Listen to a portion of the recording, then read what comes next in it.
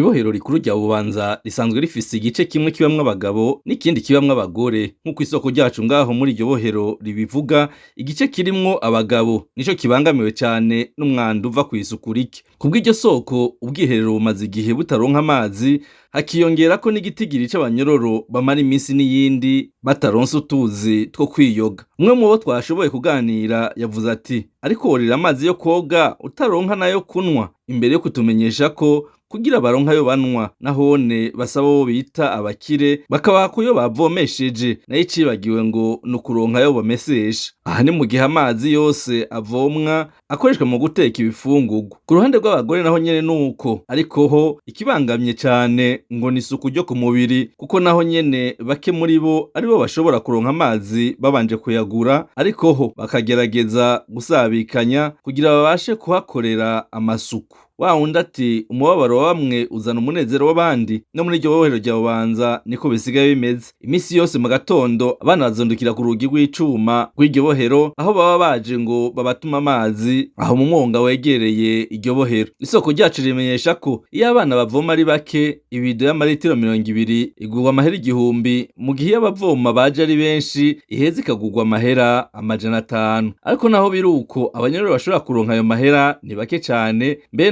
abayaronka nk'uko bivugwa n'isoko ryacu usanga bavomesha nka 2 canke 3 mu ndwi. Ku ncuro igira 2 twahamagaye umuyobozi w'ibohero rya Bubanza Kayanda Samuel, ubu akaba yatubwiye ko ari mu nama aza kugira ico ashikirije mu nyuma. Twahamagaye kandi umuyobozi mukuru w'amabohero mu Burundi Miburo Pierre Claver kugira tumubaze kuri ico kibazo c'inyinyurana hagati y'urongoye ibohero rya Bubanza na komiseri w'igipolisi mu ntara ya Bubanza, batumvikana ku gitigiri coherekeza abanyororo canke abanyororo bosohokera rimwe bagiye kuvoma amazi, ariko telefone we yahamagara hakabura uwitaba.